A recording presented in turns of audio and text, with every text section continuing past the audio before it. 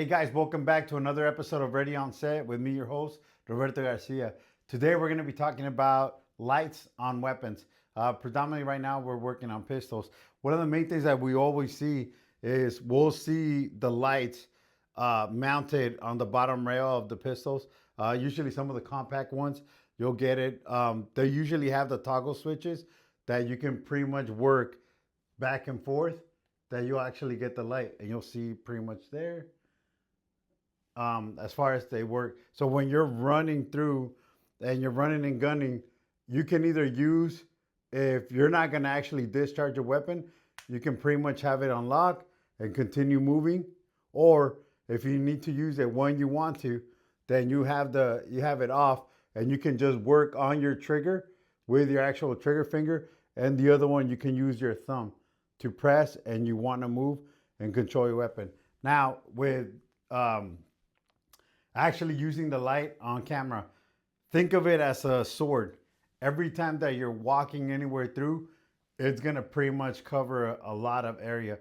So a lot of teams and a lot of law enforcement units, anything like that, they tend to roughly use the light more to be able to have a proper, if it's your regular PD law enforcement, they want to be able to have a visual contact or a visual ID of the suspect. So there is no misinterpretations whether they had a weapon or not. And by that, especially if they're working on low light conditions, they're going to want to use that light to see everything at all times. When it comes to the military side of it, we don't want to use the light, especially in a dark environment, because we have night vision goggles, and the night vision goggles will let us see everything in real time without using a lot of light, and it's something very small. The only time we would actually be using lights is when all shit went to hell, and if that's the case, then we're just moving and we're using the light to try to blind our opponents and then move in that direction. But understand that when you are using the light to try to blind your opponent is going to have a proper target of where to shoot, which is just shoot the light. And if that's the case and you want to build that cause for your script or your movie, then great. That's ideally that most people want to do.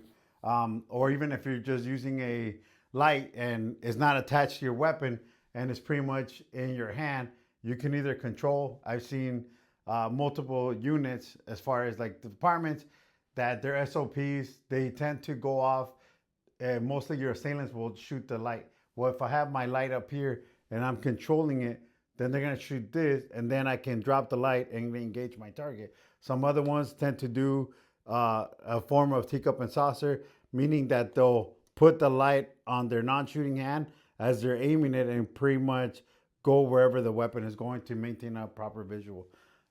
So that's one of the ones that I have for today. If anything whatsoever, guys, please reach out to me, and I'm here to help you out in any way, shape, or possible.